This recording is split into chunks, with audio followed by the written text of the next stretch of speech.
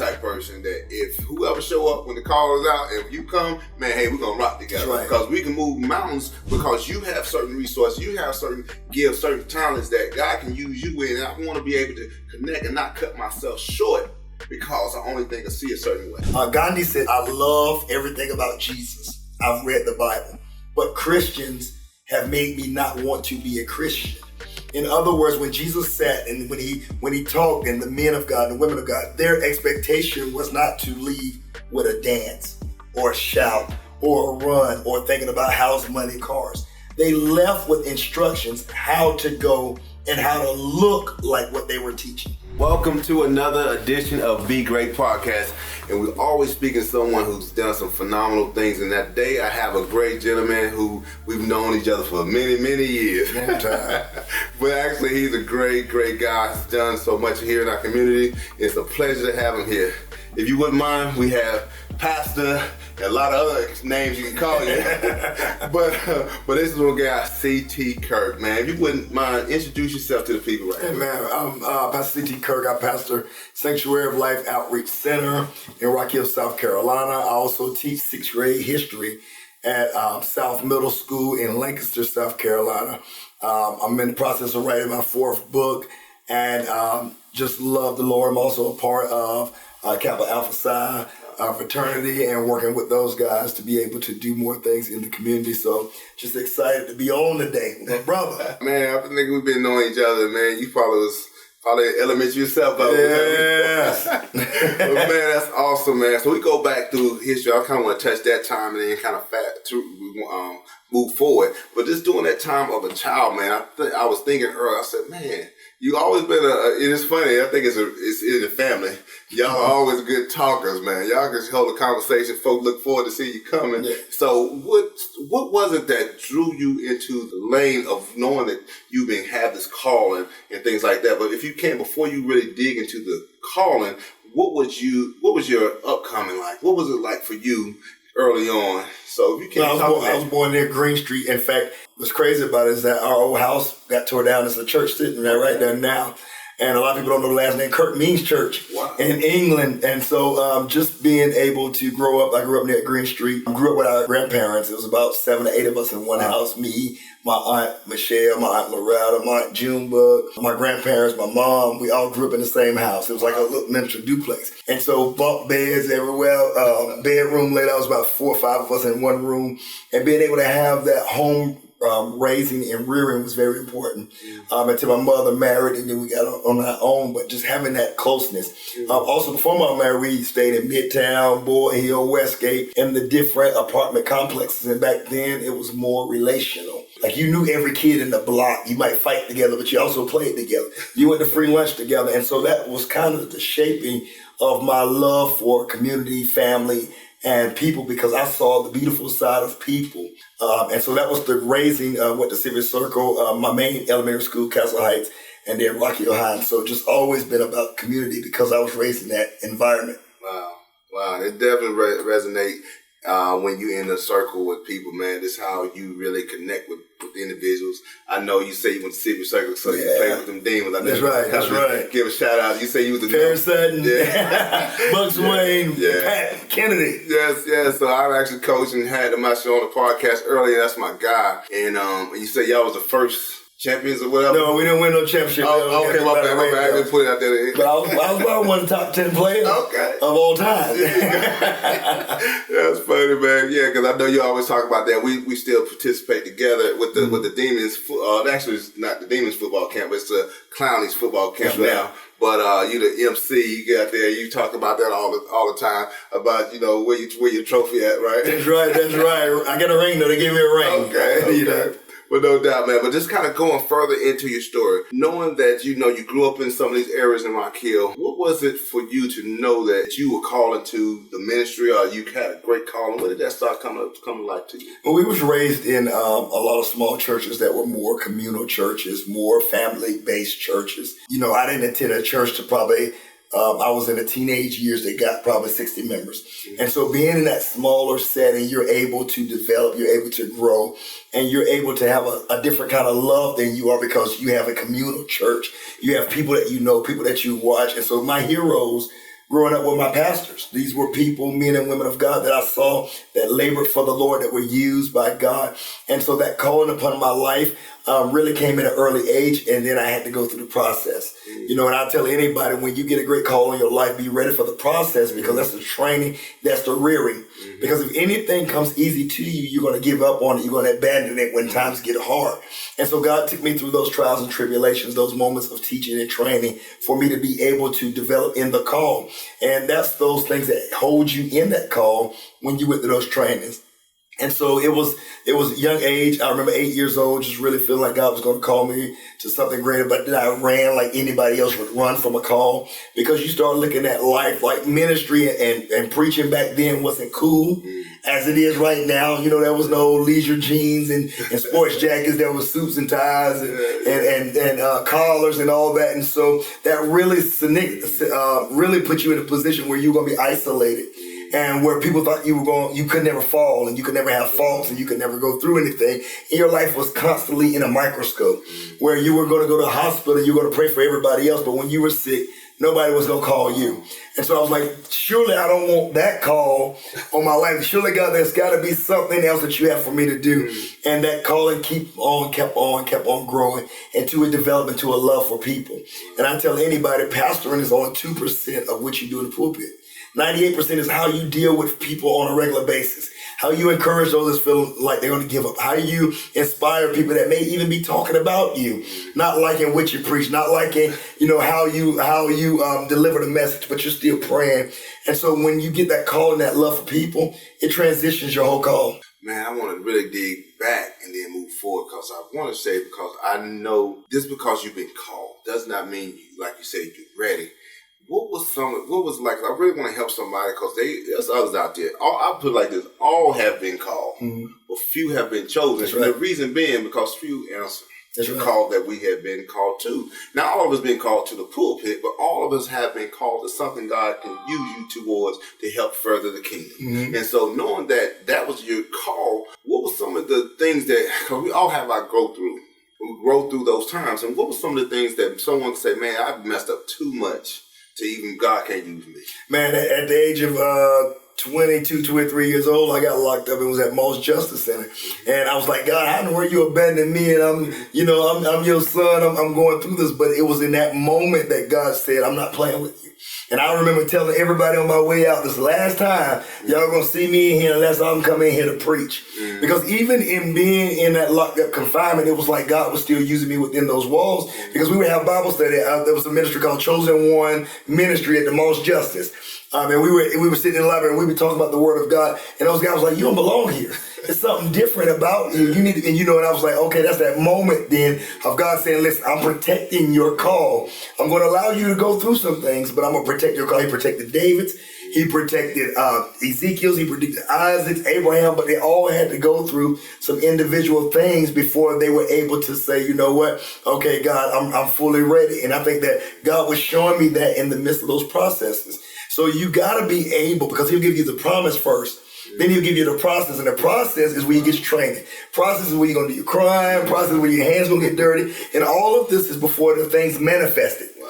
And so when people look and say, well, why do you still want to knock on doors? Why are you still out there in the community? Because I haven't forgotten the process. Just because I'm manifesting it as a pastor don't mean I got lazy. Just because now that people are supporting our ministry does not mean you get lazy in that, because that same urgency to see souls saved got to be the thing that keeps you throughout your ministry. Wow, that's good stuff, bro. That's good stuff, man. And so, like I say, getting those reps in get you to a place where now you're able to be effective in those things that you've been, praying and asking God to. But this is something that's big. A lot of people think once you get up here, it gets easy. Yeah.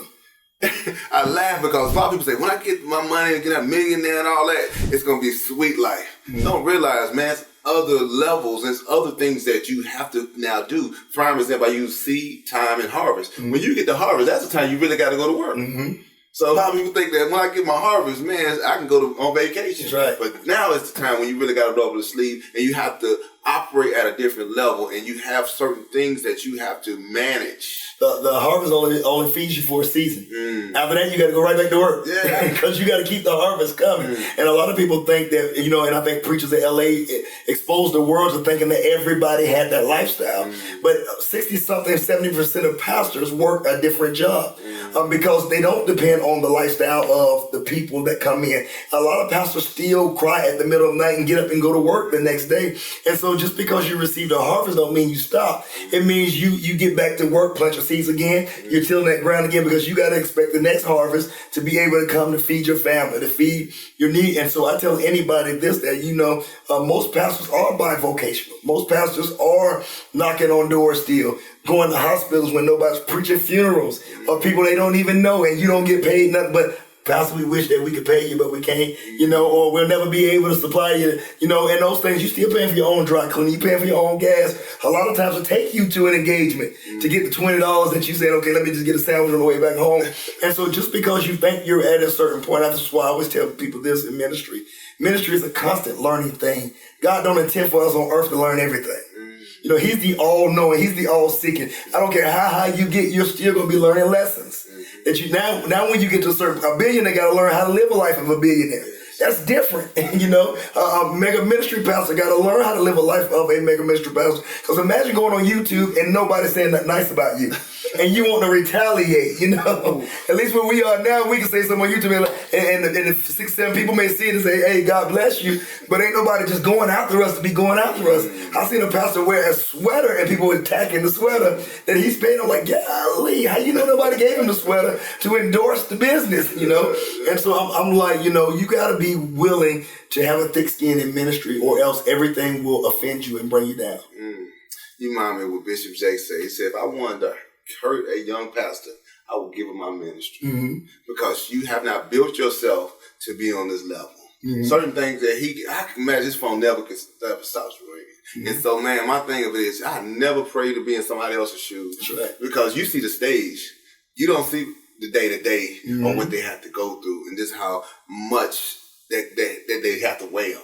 And so, man, you appreciate, you celebrate, but you also raise the arms of others who are wherever they are. And so I learned this, and this is something I think that if anyone's listening, the best way to prepare yourself where God is taking you is serve someone excellently. Meaning that you have served under other ministers. I mean, when I met you was through my uncle, who was a pastor at the time, and I've known you to always serve your leaders. And if you can't speak to how important is that to be a diligent number 2 versus always trying to be a number 1. I tell people this all the time. Serve like you're never going to be a leader. Serve like the outlook is never on leadership. Then that way you're serving from a pure heart. If you're serving with the mindset of, I'm going to be next, then you're going to serve out of a selfish spirit. But if you serve to say, you know what, I don't know how long God has me here, but I'm okay with this. Elisha served Elijah until the last point, and then Elijah said, well, what have you for me? He said, I want a double portion of your anointing so I can continue to serve. It was never so that I could be great before men, that people would know my name. But what we do as pastors, we're serving so somebody else can be great. What does teachers do? They teach so that somebody else can be great. What is the police officer doing? They protect so somebody else can be great. In other words, I tell the people in my classroom, I'm teaching you how to be greater than me. When you go off and be a doctor, you're going to make way more money than me. When you go to be a lawyer, so my sacrifice is so that you can be greater. And if you always serve from a selfless spirit, then you'll always see God's hand moving in your life. Because David said it this way, I was young and now I'm old, and I never seen the righteous forsaken, nor his seeds begging for bread. And so you've got to serve like you may never be the leader. So you can serve from an integritous place. Because if all we're thinking of, okay, I can't wait on my day.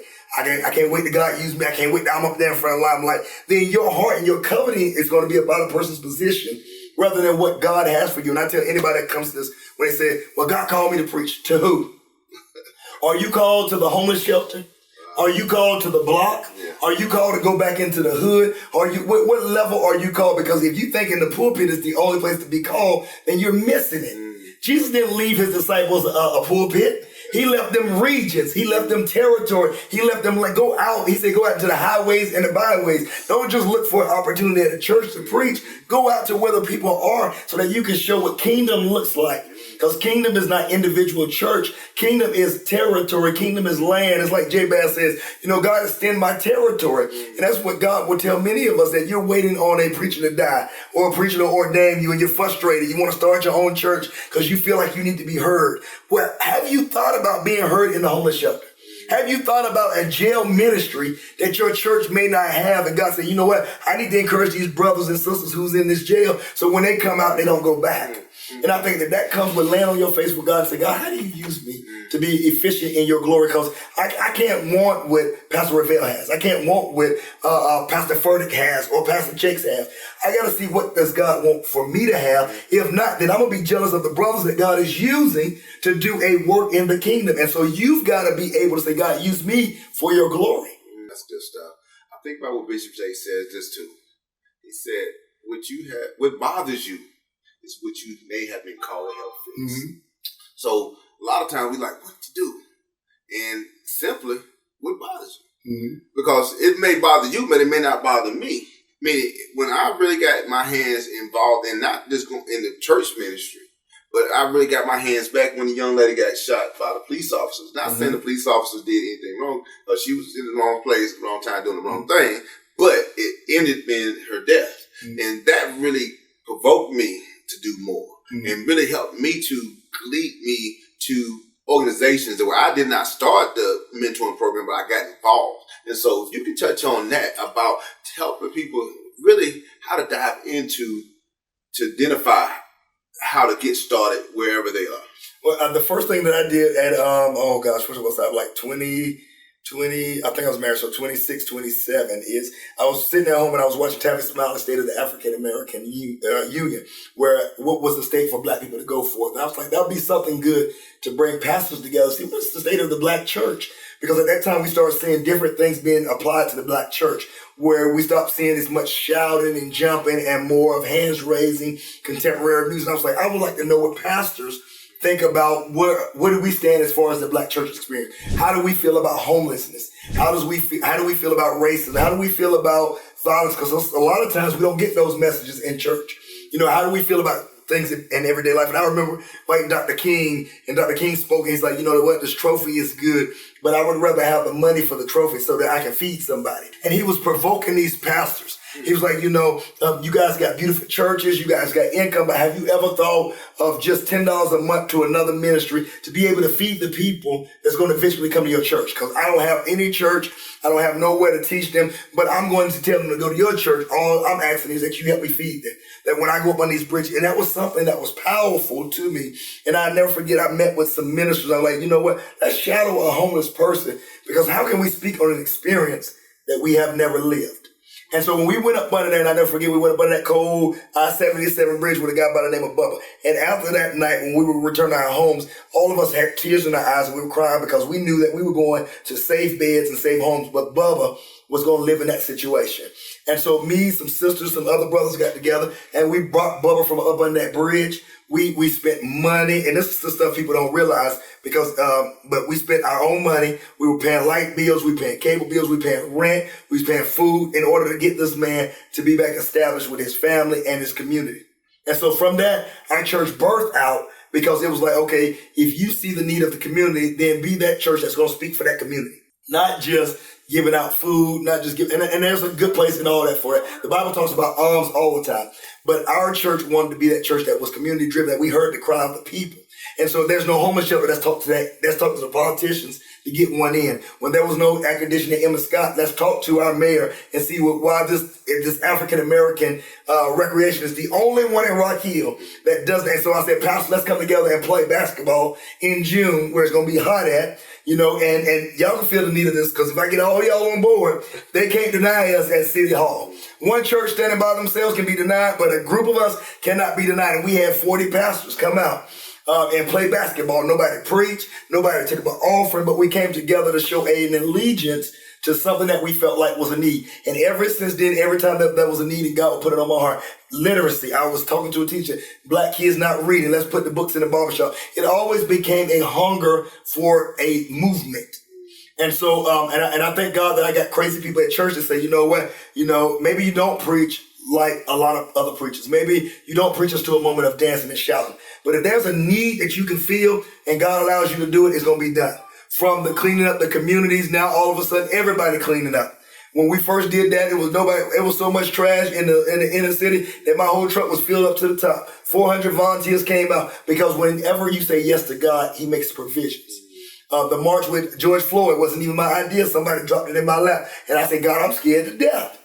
And all of a sudden, all these people came. So God made provisions. And I want to tell anybody that has a God-like idea, he will make provisions for you. You may not know where the finances come from. The support may never come from your family or your friends.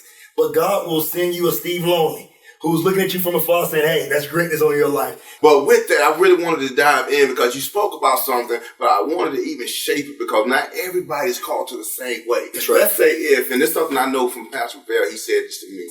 Sometimes when we may have a march, some people are called to the front line of the march, but then somebody else may be called to sit down with the mayor. So it may be the best use of your gift and talent not to always be the thumb or to be the pointing finger, but you may have to make sure that you are lined up in how you use your time wisely. And so I want to share that and have you to speak on that because I know we cannot say, well, why is this person not doing that? Because everybody's role is not always the same. But knowing how to best use the people on your team. So I don't know if you could speak on that, but as you were speaking about that, maybe think about that, especially during that Florida time.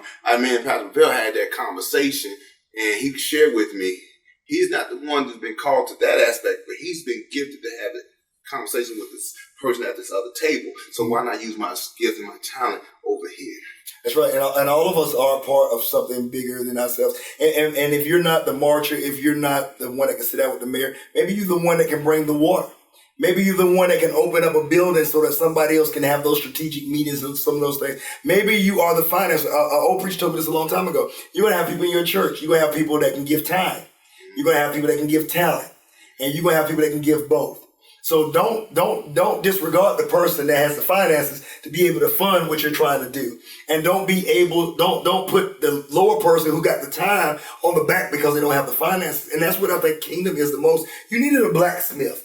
You need somebody that's in the barn. You need the farmer. You need the guards. And when Nehemiah was building the wall, he had those that was praying, then he had those that were building, and then they swapped positions because it was important to guard those that were doing the work. And I think that that's very important for us because a lot of times we think that if it's not my idea, if it's not my dream, if it's not my vision, I'm not going to give 100% to it. But what if you are that one person that has been called and all you do is say, you know what? Nobody asked me, but I'm showing up because I got a case full of water. I'm able to go get water from Sam's and I just want to supply it. And I think that that's why we have to get more kingdom-minded than church-minded. Because church-minded is where if Solo's doing it, then I'm going to be a part of it. If Boy Hill's doing it, then I'm going to be a part. But kingdom is, if it's an idea that's going to save somebody, we're all a part of this. Because Jesus chose 12 disciples that had different skills. Different mindsets, different levels could go out to different people. You need somebody that's going to be able to minister to the people in the streets. You also need the person that's going to be able to minister to the people in the traditional churches. And so I tell people all the time, do not negate what God is trying to use in your life. Because if you're not the marcher, then you very well may be able to have the contacts, the connections to do the things behind the scenes. You may be the person, but I would tell anybody this, don't hurt the marcher. Don't hurt the person with the connection behind the scene because you may not understand that area of what God is calling the person to. You know, a lot of times when it's not us, Steve needs to sit down somewhere. He always is stuff. But they don't understand the call that's on your life. That talent and that gift in for you, it's only temporary. You're only going to live but so long. Let's get the best that you have while you can still do it until you train up the next person that will carry on the work. And so I think that it's very important that God didn't stop us with Dr. Martin Luther King. But he raised up other people that could do a portion of what he was able to do. That's great. That's great. And like I said, even with that, like I said, we're sitting in with my guy, Paul. We both are good friends with Paul.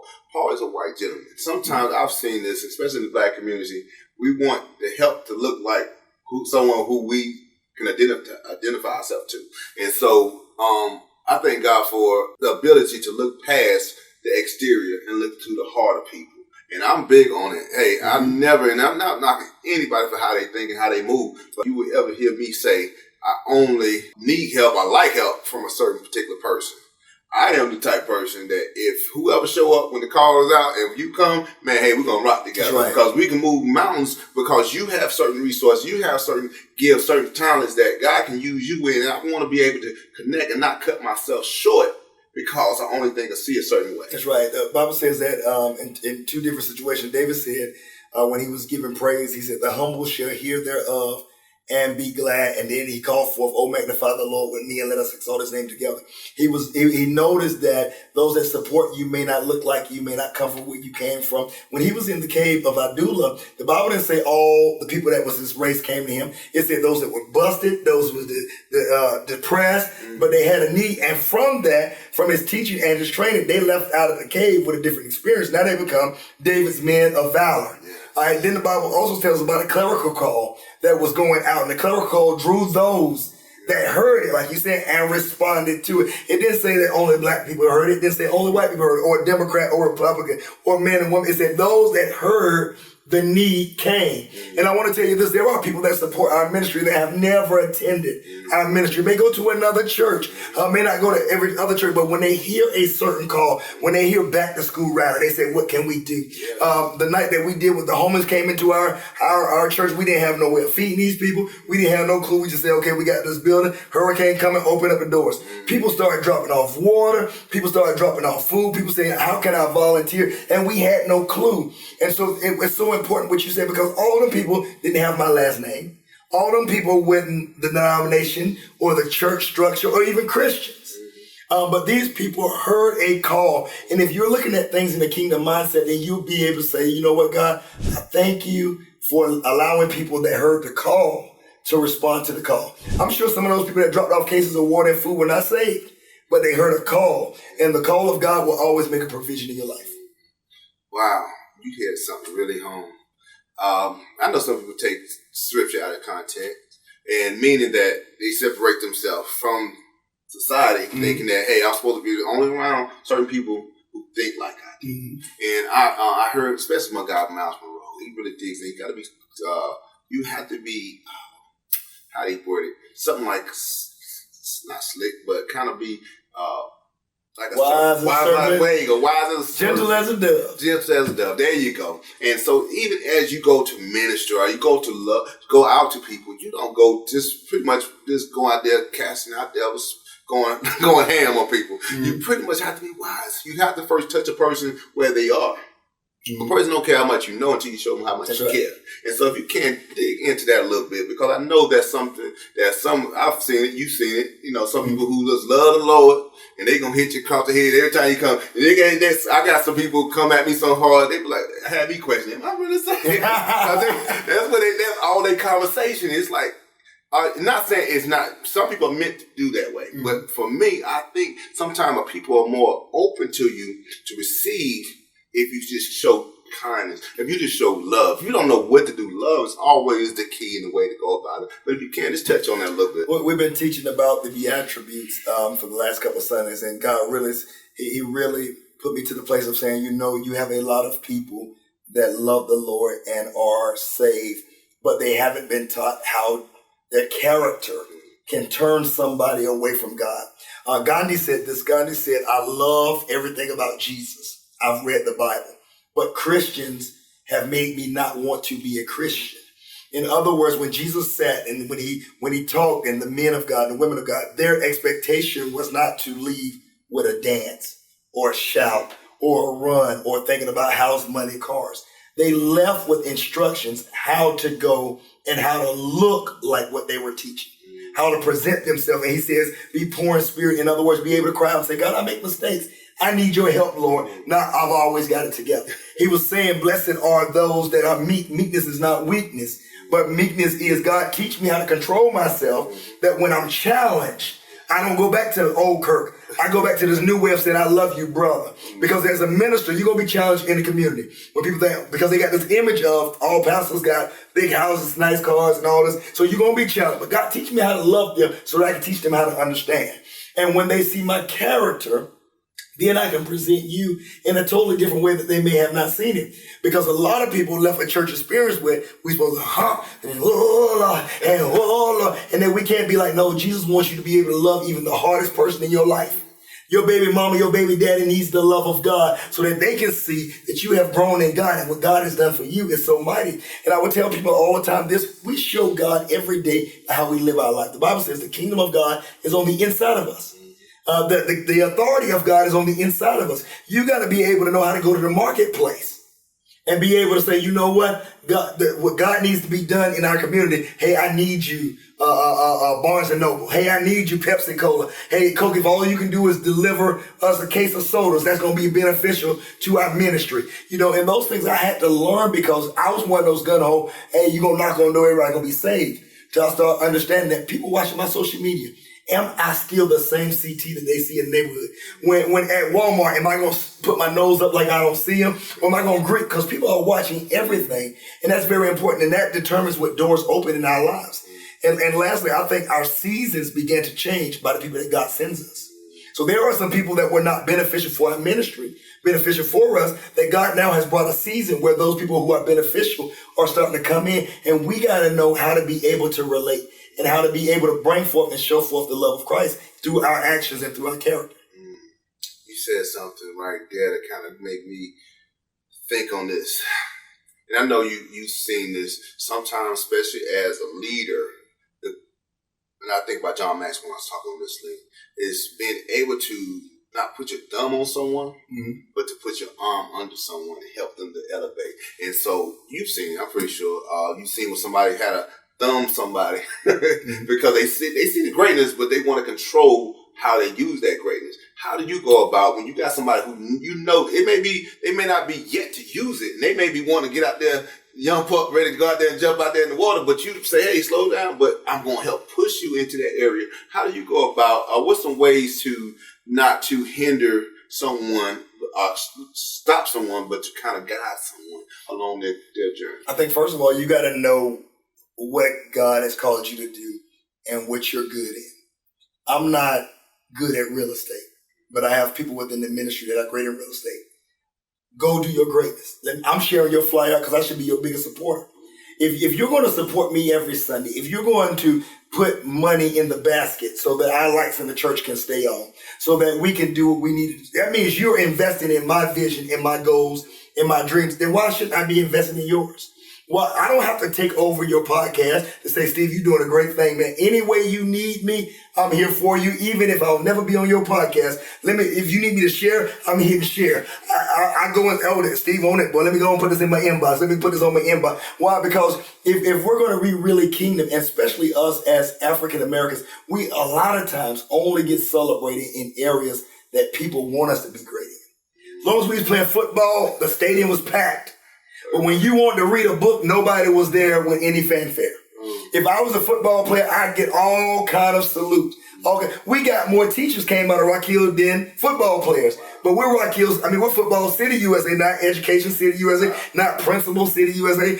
And so I realized this, the area that God called you to be great in is the area that he's going to mature you in. He's not going to, I can go and take a real estate class, but is that really what my passion going to be? You know, I can go and say, okay, let me start up a pocket, but is that really what my passion is going to be? Or can that passion be push to people? Because all that's going to do is bring honor back to Christ. Christ could have said, well, disciples, you know what? I ain't going to show y'all everything. But he said, no, there's some things that I'm teaching y'all. I ain't teaching everybody else. Because there's a greatness. Then he told them this, and greater work shall you do. Wow. He was already setting them up that you're supposed to be better than me. I tell the students in my classroom, you're supposed to be, listen, you getting the knowledge I'm giving you, you giving the knowledge you're going to get on your own, you getting your path, all this knowledge you get, you're supposed to be smarter. Nobody was teaching me history the way that I'm teaching. I didn't know who a Mansa Musa was. I didn't know anything about Marcus Garvey. I knew Martin Luther King. I knew Abraham Lincoln. And they sprinkled a couple more people in there because it was Black History Month. But this knowledge I'm giving you now, then I'm teaching you how to research it. I'm teaching you how to find your answers. I'm teaching you about people that got lost in history like Claudette Coven and Bayard Rush. I'm teaching you about these people, the Friendship Nine, so that you can have a head start. And I think every pastor, every leader wants those that are with them to have a head start. Yeah, definitely. Pastor Kirk gave it to me. A head start on ministry. The things that he was studying, he applied. I can go out there and do it. Norma Gray gave it to me. They put it in me. All those leaders that I had gave me a head start. And so now you're looking at a person that already had some knowledge and some wisdom going into the game rather than trying to learn everything day one by myself. And I think that's what we got to break, is that I got it, then you can get it too. No, show me. Because like I like when Obama said this, you didn't build that bridge you riding over. You ain't even build a car you driving. Somebody's labor and sacrifice went to everything that we the house I live in. I didn't build that. And even if you paid for it to get built, you didn't put the bricks down. You didn't know the electrical work. And so being able to celebrate everybody in their own particular place is beautiful. I think that's a beautiful thing for anybody. Exactly. One of the things that I love what you do, that you really go the extra mile to bring out the character. Mm-hmm. I look on social media. I know tomorrow you probably got your outfit. And you already know it's ready. Dark Ages, here we come. And mommy, I had this conversation with Michelle. She was there. I went to the event yesterday. Mm-hmm. Michelle was one of your members there, one of your ministers, and she was speaking, and I was in the investor class with her. But something that I was having a conversation there with someone was, a lot of times people say people won't come to events like this unless it was, and I said the reason why sometimes we have to go the extra mile to edutain versus just having information, because people just not going to always come out to, we had like a show with some popular artists having something around sports. People will come out in the droves, but a lot of people sometimes don't just come to information. And so, and even if it's beneficial, because I learned a lot of great beneficial information being at that workshop yesterday. But one of the things you do, you find ways to make it exciting. And sometimes I even challenge people who are having events to find ways to meet people where they are versus somebody's supposed to be smart enough to come to me because I have the information. How do you relate that to the way you present yourself to your students, how you carry out in other areas in the community? How do you go about doing it? I was at a workshop where a guy, he wrote the book, Teach Like a Pirate. He was just talking about how he dresses up in just crazy outfits. He's a high school teacher. And I was like, that's a cool thing, whatever, but never really thought about that I would be able to do some of the same things. And one day we just had a dress up day. And I said, I'm going to go as a Egyptian pharaoh. And I remember my boy, it was, or maybe around the Halloween season, I said, I'm just going to go in there as the Egyptian pharaoh. And the response was, who are you? What do you have on? And so I started seeing that the outfits were the visuals, because my children are not going to see a live Egyptian pharaoh. I teach in a Title I school, so the chances of them going to Paris or Rome, where some other kids may go, is very minimal, and so I was like, I'm going to bring the experience to you. I'm going to spend my money, because these costumes are not free. There's no handout, nobody. Everybody who loves them have never said, hey, I want to invest. I think I had 2 invested costumes. I think my mom invested in one, and then a couple more people said, hey, I want to put something down on a costume. But these costumes, at first I would just order them straight out Amazon. Then when the Spirit store come, I would wait till it closed. Then I would go back in at 30% discounts, to 40% discounts, and I would buy all of them for my units. And so the more popular it became, the more it showed me, not only am I providing an experience, but I'm changing the stereotype of what they see as far as us as black men. That every black teacher is going to be hard. That I got to come in there, life. No, I can show you fun. I can show you excitement. I can show you things in an exciting way that makes you want to appreciate that if I have to say something hard to you. And I think that is those life messages. We do those things in church. Some days we teach. Some days we preach. Some days we use props. Some days we don't. And I think that all of those methods that we find that we see in the body of Christ, we can use those things in the marketplace and be just as effective. I tell anybody this: if you can keep the mind of a 12-year-old, you can keep the mind of a 40-year-old. It's just about about seeing where they are and saying, you know what, I ain't gonna be here. I'm coming here so that I can get you here. I ain't gonna stay here with you. We both going up. I ain't going down to the valley and just say I've been in the valley with you. No, the expectation is for me to bring you out. And so I tell anybody that, the expectation, whether you're going to wear Jordans, whether you're going to wear a hat, the expectation ain't to stay here, is to be able to bring you here so that you can see all that God has for you. Well, I'm going to be the third one to invest into your Amen.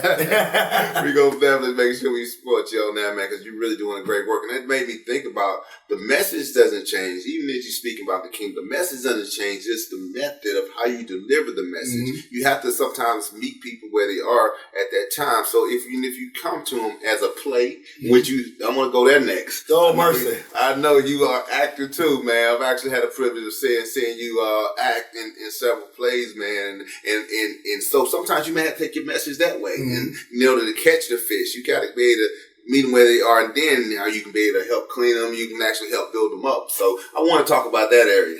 How you doing in the area? Shout out to Hickley Productions, Sheila B Productions. Yes. They kept me on the stage. No doubt, man. If y'all think Brown is something funny, man, you haven't seen my guy. He stole my characteristics. He stole all my stuff. Brown stole it. Yeah. Medea stole my characteristics, but joke lie. Yeah, well, actually, man, you do a really good job, man. You right at home on the stage. So how's that going for you? What's going on with your acting? I laid it down for a little while to get some more things off the ground, because I really fell in love with writing and being an author so much, being able to put down things that people may be going through and dealing with, to be able to educate on a totally different level.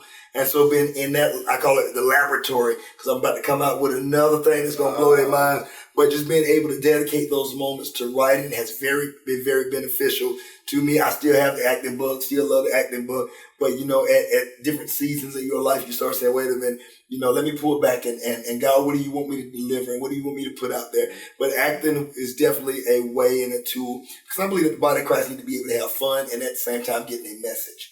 In every play and production that I was a part of, always had an underlying message that was so powerful. Whether it was trust God, no matter what it looks like, whether it was the importance of family, it was always a message. And so I'm always open to go out there again, Steve, and show him and show Mr. Brown what it's like not to overly do funny, but just to be natural, But I'm afraid now Kevin Hart done stole my swagger, L'Oreal done stole some of my swagger, but yeah, I'm still available. Yeah. That speaks highly, man. That's something I never really could put my finger on it, but you said it, hit it right on the head. You could just be natural, not try to over deliver something. But we ain't gonna have that conversation. But that is kind of hard. That was a aha moment for me.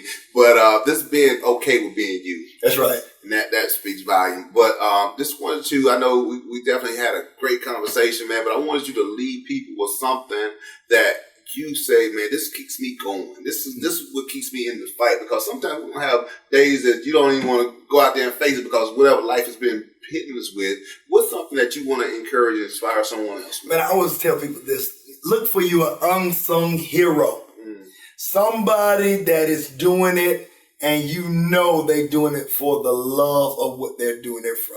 And knowing you all these years, one thing that I can definitely say about it, number one, you've always been one that ain't been afraid to hustle. Whether it was outside of the trunk with clothes or whatever, you wasn't afraid to hustle. But the second thing was you was always a positive guy.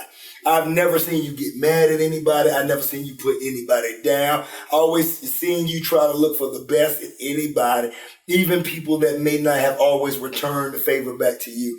And I think those unsung heroes, those are the people, because, Dr. King was thrust in front of the limelight, but so many people behind him were unsung, that did great things, that did parts of movements that made him, and wasn't afraid to say, okay, you be the forefront person. I'll be in the background, but guess what? When you need me, I'm here pushing you, because you know what? There is greatness on your life. And I think those are unsung heroes all day long, because all of us may not meet the same limelight, but all of us can be great. All of us can be a success. All of us can benefit. And I always say it this way, and I learned this when I was young. Nelly went first, and then went back and pulled all the rest of them in. Biggie went first, pulled everybody else of them with them. Oral Roberts went first, but come on, Carlton Pearson and the rest of y'all. And I think that's the way we should be in kingdom, and we definitely got to be that way in the body of Christ. That just because I'm a pastor don't mean that there's some things that I don't know or some things that I don't like. I would love for other pastors to say, hey man, I was just praying for you. Let me tell you some things that's going to benefit you and help you. So that's what I try to do for other young people. I know what it's like to start from nothing. You know, so if we got some chairs, if we got something that you need, and you ain't gonna pay nothing, we're gonna give this away. Why? Because I always know it's all about the success, real success. John Maxwell says success is always being able to help somebody else come up. You ain't successful just because you're a multi-billionaire. You're successful when you making little millionaires and little billionaires along the way, because that's when you really got power. You know, because a king fed a kingdom. He didn't just feed the castle. He fed everybody. He had that power to feed everybody. And I think when we start seeing that and start looking for those people in your community that you see toiling, crying, and not asking for anything, but they do it because they have a love for what they do, and join in with them. Say, hey, how can I get you bread? Hey, I can't come out there with that said, but do you need any sandwich meat? Do you need me to run by the grocery store? And the more you start getting involved, the more it's gonna grow that love in you. And so you're not going to sit on your gifts, you're not going to sit on your talents, because you already experienced what it's like to give, what it's like to be involved. And so you always start where you are. You know, if you can't feed the block, feed the neighbor. You know, if you can't feed the city, feed the street. Whatever you can do it, and just know that God is going to add to it. Awesome. And so if anyone wanted to connect with you, how could they be able to reach out to you? Reach out to me, social media, Facebook, on Instagram. I use CT Kirk for everything because I don't remember other names. So it's CT Kirk on Facebook. I also have a website, higherthinkingelements.com, and that's where you can get my books from. No more information about me as well. I have a TikTok now. Okay. I'm putting that stuff out there on TikTok, man. And so just being able just to be where people are. We're also located 1071 Finley Road, Rock Hill, South Carolina. Our church website is thesolocenter.com, and just looking for some hot things that God is doing. We have the Hymn Choir concert coming up Saturday, bringing all the grandmamas, granddaddies together to show our appreciation for them being able to stand on the wall, and for that music that helped us get to the place now where we can lift up holy hands and worship and adore Him. And so just being able to connect with different people is very important to us. Man, we appreciate that. And we thank you for all you do and everything, all the passion, the heart, man. And like I said, continue doing what you're doing. Keep us plugged in so we can be able to support. Thank you for your time. Thank you, my brother. Thank you, my brother. No doubt. We thank y'all for checking us out. If you like what you saw right here, please share, but also keep on plugging in with us. And in the meantime, in between time, be great.